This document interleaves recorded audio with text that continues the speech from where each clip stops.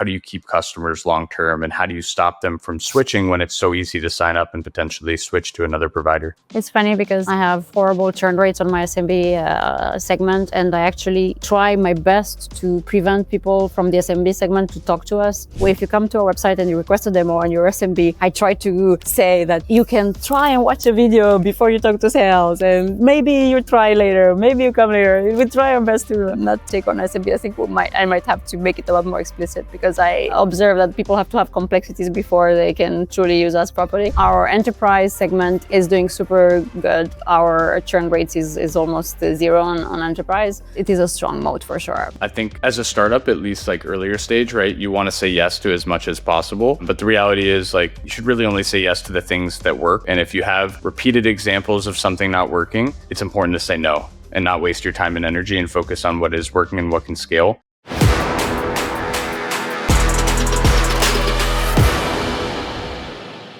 All right.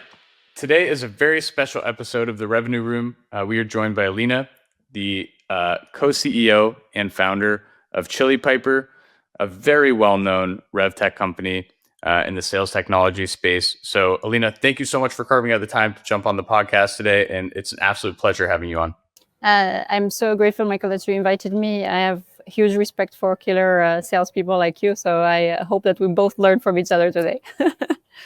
Awesome. Yeah, well, I'm very excited to learn from you. So, this is like episode 14 at this point.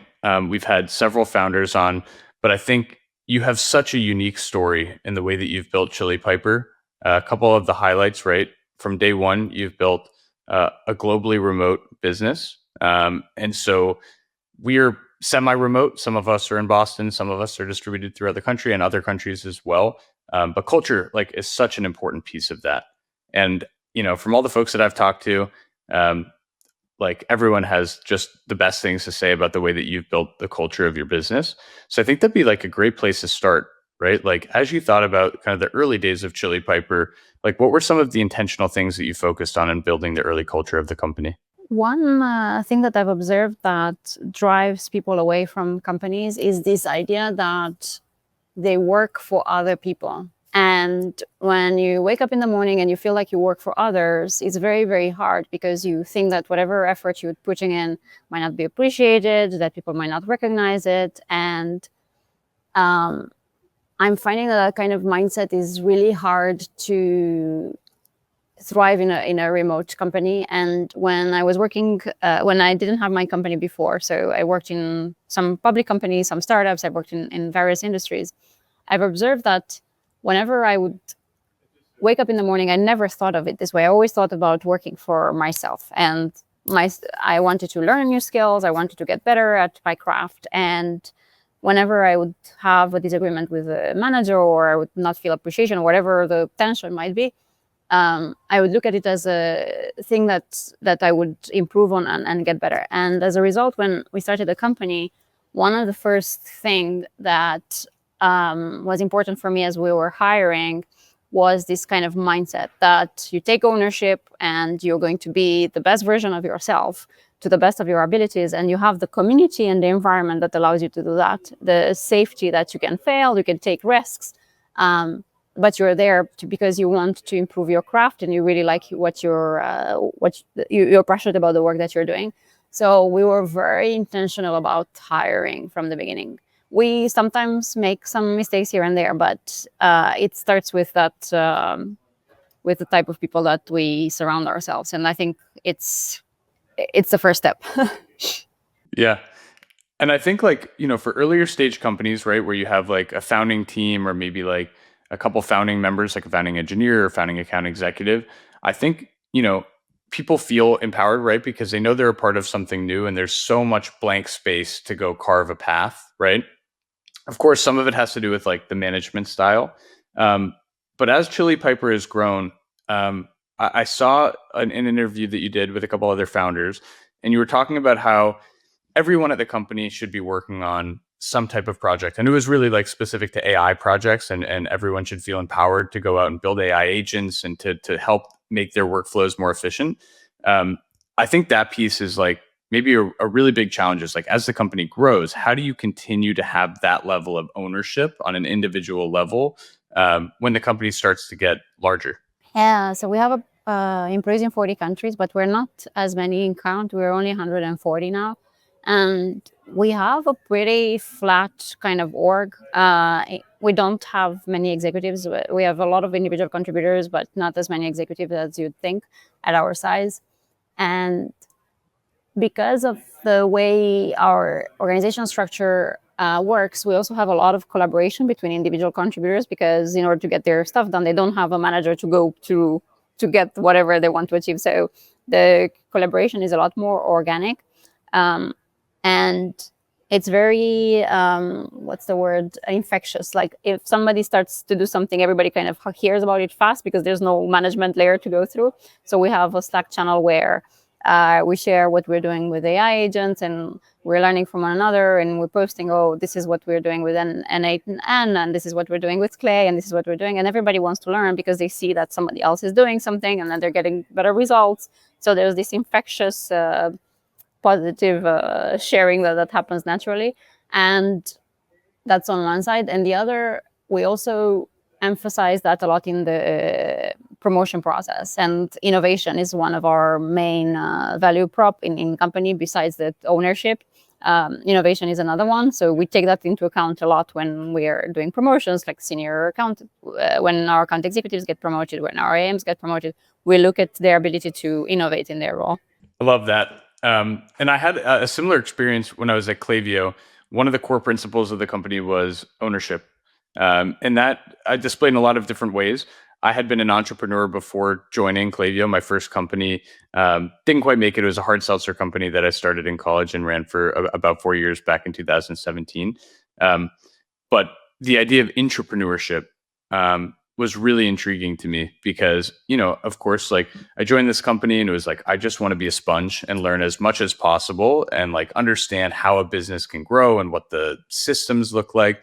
But what I didn't realize was possible when I joined was the concept of entrepreneurship and being able to pitch a project and say, hey, this is something that I think could work really well. And basically being told, hey, this is great. Like, we'd love for you to go after this opportunity, which happened to be new verticals, right? Expanding the addressable market. Is the concept of entrepreneurship something that you guys have kind of implemented or thought about at Chili Piper? We don't call it that way, but we have a similar process in which, so any decision that we make in the company is transparent. Even like our cash in the bank is transparent, and our NR, every company metric is available to everybody to see, and we talk about it publicly. But also, any decision gets documented. So if we pick a tool over the other, those decisions get documented, and everybody can contribute, and everybody can make a decision that changes a tool or makes a decision that changes something, a process or some new development. And the way it works is we call it a decision memo. You create a document that explains the problem, and then you explain some strategies that could solve for the problem. There's a consensus caller. There are people that give you feedback into the decision memo. You also outline which departments might get impacted as a result. And we have thousands of such decision memos, and to the point where myself, I'm no longer involved in decisions at Chili Piper. I mean, some decisions come to me, but there are hundreds of decisions that I don't even see. There's this beautiful organism that caught life on its own, and there are a lot of things that happen as a result. And I see customer success team taking ownership over things around onboarding. The customer success team takes ownership around cross-sell. The account managers are taking responsibility over making the product better. So there's this like beautiful organic collaboration that happens as a result. Yeah, it's such a unique structure. I've talked with folks on this podcast, but also have talked with hundreds of sales leaders over the last year, having built First Touch, and it's so interesting because we work with the end users most of the time, right? With this extension, it's like all about adoption on the rep level and getting into the day to day and the weeds of how they execute and how they go out and build their own pipeline. And as you know, right, running a revenue technology company, every person has their own process. But at the top, right, the sales leader is like, this is the way that everybody does it. And then when you dive into the details, it's like, no, everyone has kind of their unique flavor. And so the way that you've created your organization where people have the agency to go out and say, like, this is a problem that I'm seeing, in my particular role, like who else is seeing this problem and creating a collaborative experience around solving those problems. Like really unique. I love that. Something else that happened as a result that I did not expect. My team members see a lot more parts of the other organization, so they understand a lot more how different things impact them. And as a result, whenever they get hired outside of Chili Piper, they always have this ex Chili Piper in their title because they're quite coveted externally to other organizations because they have a super strong basis of how SaaS operates and understand all the metrics, understand all the mechanics around it. So they become much more valuable employees in other places where typically you're a lot more isolated from the rest of the company. So it's something interesting. I mean, I prefer to keep employees by myself, not give them to others, but it's beautiful to see that ecosystem effect outside of Chili Pepper as well. Yeah, I mean that's got to be a really proud moment to see that people that they're proud to have worked for you and for Chili Piper. Um, I guess on the flip side, right? Like for someone who may be looking to build a similar organization structure or build a similar culture in their company, like what would you say some of the biggest challenges are that are related to it? The culture is highly dependent on the founder, and it's very hard for founders to bend their personalities or their ethics to fit somebody else's way of thinking. And I don't think it's a good idea for anyone to replicate what we're doing. I feel it's a lot better to stay true to how you feel that things should operate. For instance, I feel a lot more comfortable than most people with transparency. Other people prefer to have control over information. I feel comfortable with leaving decisions to others and not getting involved in every detail. There are certain things that I care about, and I tell them ahead of time, but I can't be in everything. And not everyone feels comfortable with that kind of delegation. I really think that culture is modeled from the founder, and every founder is different. Yeah, I think that's a great point, right? Like, I've read several books. I think a lot of the folks that are in my network that I've chatted with that are founders, they read a ton of information and they start to think like, oh, well, what can I model this off of, or who can I model this off of? But I think you're right. Like you have to have your own style, and if you don't at least incorporate a lot of your own style, it's going to feel inauthentic and it might not work longer term as things get bigger in scale. So, kind of going back to the early days of Chili Piper, um, such a smart business model, right? Like it was such a gap in the market to be able to create this inbound funnel where like there's just so much less friction, right? And I think larger organizations, there's so much friction. I've seen it at a ton of the companies I've talked with. I've seen it myself. We even struggle with it occasionally. We're a tiny team. So I guess would love to kind of learn about the initial conception of Chili Piper. And when you had that first aha moment of like, wow, like this is really a problem and we have the right kind of team or thought process in place to start solving it.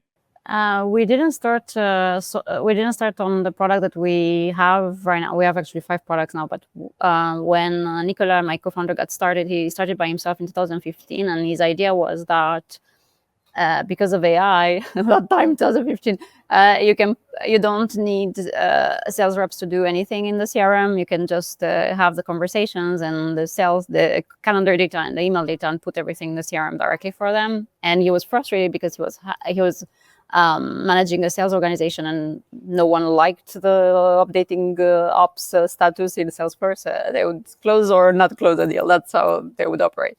So he started this company. Eventually, he had 2 other competitors that got sold to Salesforce for 300 million, and I think 60 million. It was implicit in Salesforce, what eventually became Salesforce IQ. So he felt like he didn't have a product anymore, and that's when he asked me, Alina, can you come in? Let's see what we can do here. We didn't know what would be like the next version of it. And I said, fine, I'll come, but my condition is that I'm the CEO and the technical co-founder, actually. And you let me to be in charge of the product, and you run the sales organization. I think he's a genius, and I'm highly respectful of that particular skill. But I wanted to have first-hand control over the product development process without knowing precisely what I will solve for. And since we were already in the sales space, and since I had some sales experience myself, I did work as an SDR. I'm not the best SDR, but I did work, and I feel the pain of it. was was very curious to understand what other gaps were in the market besides that particular one. And I would go to every single sales event that was organized either at that time in Los Angeles or in New York, because I was on both coasts. And I would just absorb from all the conversations, and we would talk to everybody. And eventually, like about a month into it, we had one customer that was using this product that was putting stuff in the CRM, saying, we have this problem with the handoff between our sellers and our CSM. So once somebody closes an account, we need to find the right person to onboard the customer. Otherwise, we lose them because they have to onboard really, really fast. And we need to have like a round robin and a scheduling combined. And we're ready to pay 20K for it ahead of time because we really, really want to solve this problem. And if we build it ourselves, it's going to cost us more. And then I draw with them on paper the solution, and they say, yeah, this is it. But I was a little bit hesitant to build it because I wasn't sure if it's going to be like something that I could find other companies kind of caring about. So I started asking, hey, do you have this handoff problem? And they say, well, not with account executives to CS. We have this SDR to AE. And it was very specific at a certain size, so 20 plus salespeople. So I'm not surprised that you don't feel the pain quite yet. It's around 20 that it starts to crumble, because you have people that complain about fairness, and then you want to do it on the spot. You want to do this handoff seamless so that the prospect doesn't feel it and the customer don't feel it. And you have territories, you have account owners, you have ownership over certain sizes and so forth. It becomes super complex very fast. And then I found 5 more immediately that said that they would pay also ahead of time if I would have the solution in place. And I said, okay, I'm going to give it a try. So I had 100K already like pre-booked, and I started building. 3 months in, I had something on, and the rest is history. Yeah. And like that piece is, I think, so often overlooked, right? It's like you went out and you found the pain. You were like, I'm going to join this company. I don't know what we're going to build yet, but I'm going to go out and find what the most painful problems are. And then I'm going to go out and find out if they're replicable, right? Like how many companies care and how much do they care? The ability to pre-sell is so hard, but also like such a validation of a product and a process. How important would you say that piece is, like knowing that people will pay for your product? Like opinion on, starting with a free trial versus getting someone to say, I'm going to pay you for this if you can deliver X, Y, and Z. So I've been in product for the entirety of my life before being a founder, and I've always operated like that. I don't build anything until I know that there's money on the table, because everybody's going to say, yeah, that's nice to have. Yeah, I'll try it. But the pain is not real if they're not ready to put money on the table. So that has always been my philosophy in building product. That on one side. And on the other side, I've always looked at whether the job that I'm solving for, like the pain that I'm solving for, has a big enough impact. Because in some cases, you might be willing to pay for something, but it's so minor that eventually you find other ways, or it's not really as painful as you thought it was. So even if you're willing to put some money on the table, I don't feel like there's strong ROI, I'm not going to do it. And that has always been like a philosophy that I've had through my journey before Chili Piper even. Yeah. And it's a great point, right? Like there's such a fine line between a nice to have and a need to have. And being able to identify when something is a nice to have and need to have. So like you mentioned it, right? We're not feeling the problem quite yet. Once we get to 20, you're going to have some solution in place, because it's going to get really messy otherwise. And whether that be an internal solution or something like Chili Piper, it's like at that point in time in your business, something has to change. Okay, so you got these initial kind of design partners to build around. When you were thinking about starting to scale the team, right? So you were like, okay, we've got the right product. We've now proven that this works with design partners and they're seeing value. How did the process look to you of like starting to delegate and growing the team and bringing on your first couple salespeople? So it was 5 of us, and as soon as we started feeling that we couldn't handle the calendar anymore, like both my co-founder and our calendar were completely filled, like bottom to the end, with meetings, because Nicola was doing the selling and I was doing the onboarding. I was like playing SDR in my nights and my weekends. When we were completely overwhelmed, we brought in somebody to replicate what Nicola was doing. When that person became really good at handling the process for Nicola, then we expanded and we started hiring more people. But it was only when our calendars were full and the next person's calendar was full as well. Yeah. And I think this is like the age-old debate, and I've talked about this with a lot of founders, especially on this podcast, which is, when is the time right? And I think there's a lot of different philosophies out there. Some folks think I need to hire my first salesperson to help me drive attention to the business or to help drive pipeline.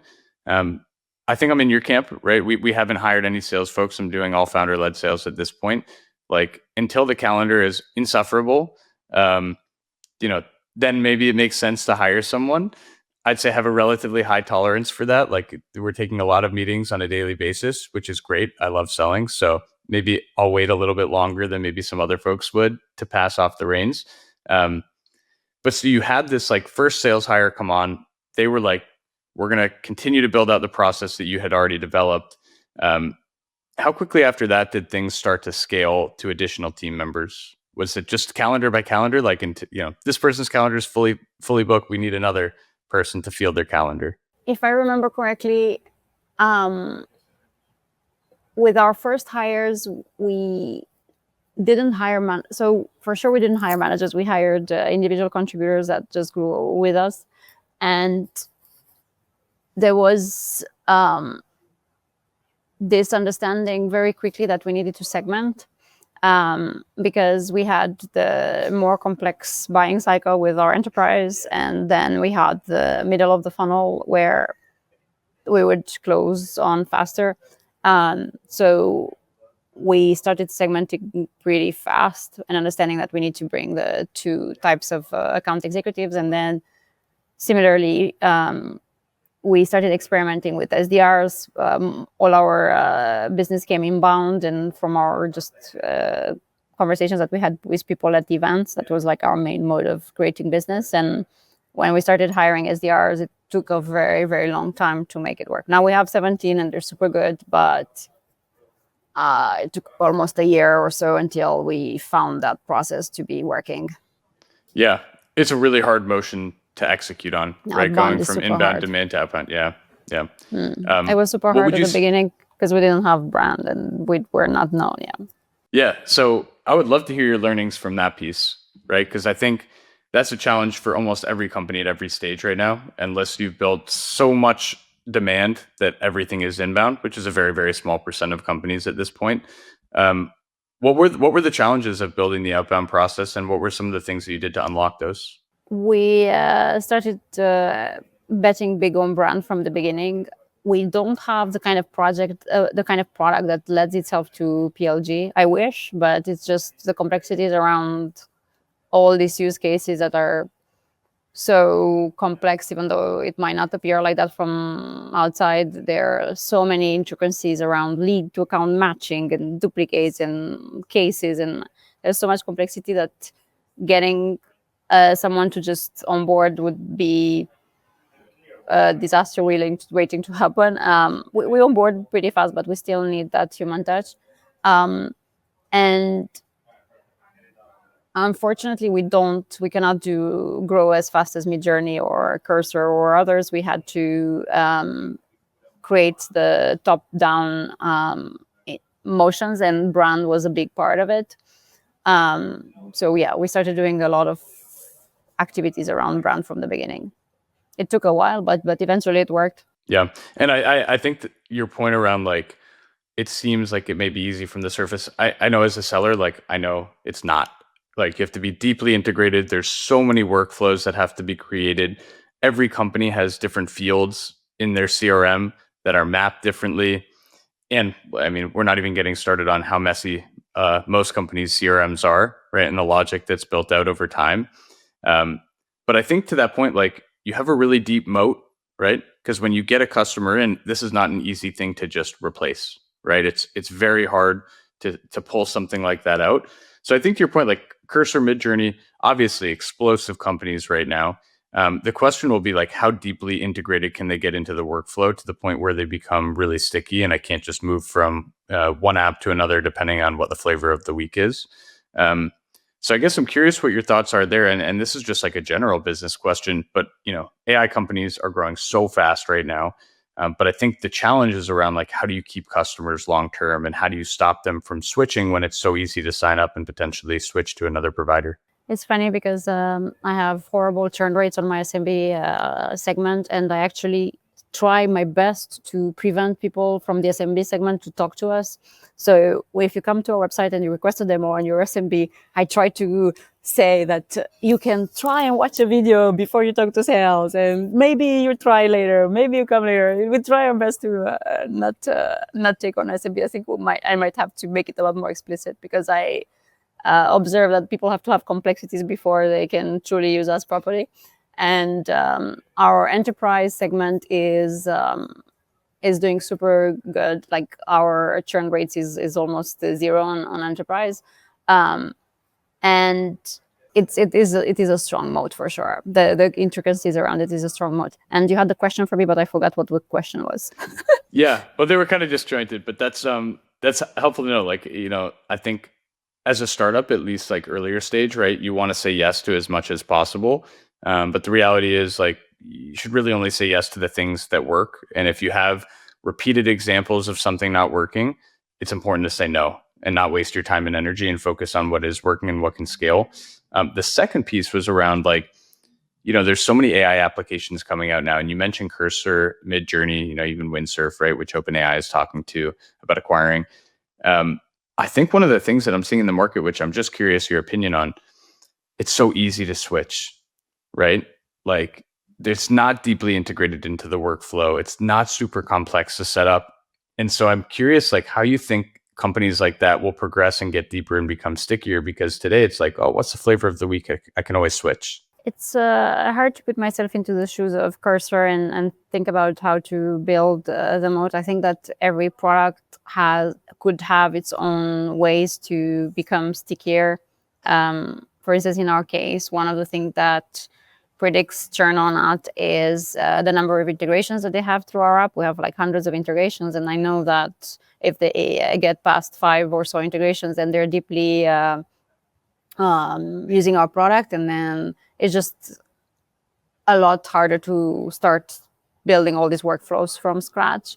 And that's one of the ways we also ensure, even though our product is quite complicated, we also ensure that the integrations are deep and that they have as many use cases that are built in that they not only they optimize their inbound funnel, but they also look at how they can do their gifting campaigns or how they book meetings at events or how they might do nurtures from their webinars or from their newsletters. So we make sure that their funnel is covered from all possible viewpoints. And when a competitor comes in and it's like, oh, I have to replace these 100 workflows, I rather not. I rather stay with what I have. Yeah, I think that makes total sense. And the direction that we're going into, like on the B2B side, is much more deeply integrated into the existing workflows. And I think part of it is because of that, right? Like, first of all, having context is incredibly important, but having systems talk to each other is also so important. And when those systems are siloed, it's really hard to get the most out of your go-to-market team, whether it be AEs, SDRs, product team. So as you think about kind of the process for your SDR and AE team, like what are some of the things that you guys do as a company to unblock and keep your sales reps as efficient as possible? One of the biggest change that we've done that allowed us to have really good results even in Q1 this year with our outbound team. Even though everybody says outbound is not working, my team not only met their quota but exceeded 200% on their close one pipeline. Had to do with a change around account scoring. And in the past, we would distribute accounts with certain characteristics, but because we've been in business for so long, we got really, really good and specific of which are the kind of accounts that not only close fast, but also stick with us. That's why I was saying that my SMB segment is awful. So my SDRs don't prospect that segment at all, but we used to in the past. So now we have tier one accounts that they're being distributed to them, and these tier one accounts are like perfect for us. We know that they have a complex sales process. We know that they're spending money on getting traffic on their website, so they want to convert that into pipeline. They have certain number of operations people in their team. They use certain tech stack, and so it's easier for us to integrate and like have all these workflows set up. The account scoring is really, really powerful. And in addition, we also help our SDRs with all the information that they need to have this creativity around this individual approach. Like you were telling me earlier before we get started, that you were not sending that many emails and you were getting better results than anyone else. Well, our SDR team doesn't send that many emails. They're just very intentional about these accounts. And in addition to them working on these really good accounts, our marketing works the same accounts. So these tier one accounts, they're going to see everything from us all the time. They're going to get invited to all our events. They're going to get invited to all our webinars. They're going to get gifts from us. They're going to see us on social. They're going to see paid advertising from us. It's not like one that the marketing team gets credit only for things that's coming inbound or outbound. It's like an all-bound kind of strategy that we're working together. And that's what helps us make those goals, this integrated playbook. I can talk to you a little bit more because we also have like a lot of partner activities and partner marketing, and that helps us a lot also. Yeah, I think it's spot on. Like, and it makes a ton of sense why you guys have been able to crush it in Q1. That prioritization process was like really where I spent a lot of my time as a BDR, as an AE. Right, it was like, okay, I have my account list of 200-300 accounts, but I'm spending like 80% of my time on 30 of them. For me, it was a really manual process of like going out and finding the things that I thought were most compelling, whether it be tech stack or the actual org structure. At Klaviyo, was even going to the website and figuring out what their product mix looked like. And I would know everything about the company back to front, right? I knew all 30 by name. I knew every single strategy they were working on. I would sign up and experience the brand. Maybe even I bought a couple products at one point in time. And I think like that process of relevancy and being able to deeply understand your book of business and prioritize the right accounts and spend an inordinate amount of time on the best opportunities seems like the future of where go-to-market is heading. I would say there's definitely a lot of people that disagree with that. Maybe folks like on the AI SDR camp that are like, just blast everyone. But I think that's even changing. Like, I think even those folks are starting to think more about the signals that matter. But that's like exactly what we're building at First Touch and trying to democratize that process for SMBs that don't have a ton of resources, that maybe can't afford to hire a GTM engineer to help them figure it out. And so that's where we're really spending our time, is like, what are the signals that matter? Who are the customers you've closed? Which ones have stuck around and why? And being able to develop a process around making sure that they're only reaching out to accounts that look really similar to each other and that they have the best opportunity and chance to grow, close, and scale with. So I think it's a great point, and it's probably a great lesson for a lot of scaled orgs, that the scoring piece is potentially the unlock to having your human reps like spend time on the right things. And I love what you said about this deep understanding of who you're getting into, and this curiosity is one of the top skills in sales that helps people succeed.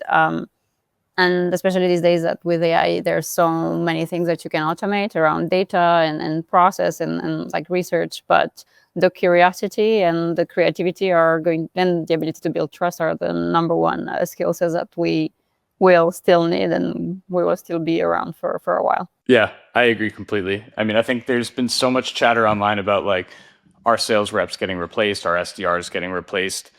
My core opinion is like, maybe we won't need as many SDRs in the future, but I think the SDRs that are there will be the most creative. They'll handle the last mile delivery in ways that other folks can't replicate. But AI, I think, is like best positioned to like go out and help me find the best accounts, go out and scale what's working, and then let humans do what they do best, which is like you mentioned, building relationships. So I've heard you talk a lot about AI agents, both on social and some of the interviews that you've been on. What kind of AI agents are you guys building, or that folks at your company are building, that are most compelling to you right now?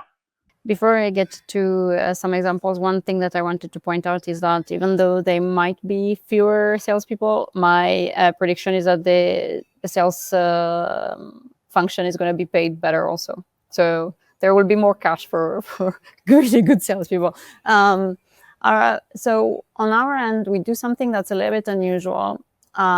We take all our data that we have from customers and from prospects, from Salesforce and from HubSpot, but also from our product repository, and we put it all in Snowflake.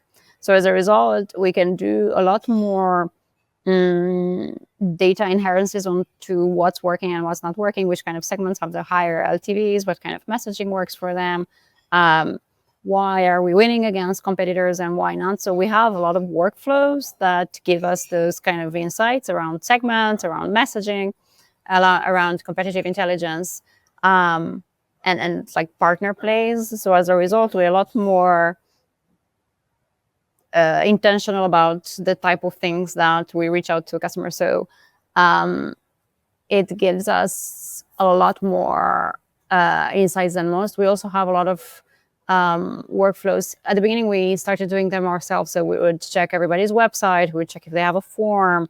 We would fill out their form and see what their inbound process looks like. And it was like a manual process. Then we started building agents and taking screenshots of their web pages. And eventually we found a company that does all of that for us. A company that's called Good Fit that I really like. And that was kind of like a big deal. We also have agents that are helping our AMs with this kind of workflow automation, because they know if there's a white space around the cross-sell or an upsell opportunities, and they get the right signals and information to be able to act. And that's also very proactive. It's not relying on them to see and go into LinkedIn and see what's going on and try to mine the data manually. We have so many other examples. I documented them, but those are the ones that come in mind because they've been the most impactful. Yeah, that's a really cool one on experiencing the brand, right? As you mentioned, like going and filling out a form and seeing what the inbound process looks like. That was like exactly what I did when I was at Klaviyo manually, right? I would go sign up for emails, sign up for SMS, look at the marketing materials, see where there could be potential improvements, and then create basically an action plan for myself of like, these are the things that I think stand out. But I think that process, it lends itself so well to AI, right? Because AI can go out, collect that data, but then it still takes the human touch to look through it and say, where is the creative path here, right? AI, like with that type of context, not amazing. Maybe it will be sooner. Maybe this will be outdated. Maybe by the time this comes out, I'll be wrong, but probably not. But I think like it's such a strong way to approach a brand when you've really studied them deeply. So I love that. Alina, I guess like, a couple minutes left here, but if you had any advice to founders that are getting started now, right, that have maybe seen some initial traction, they look up to a brand like Chili Piper, like what would some of your, maybe a piece of advice that someone like me or someone else listening could maybe use in their business?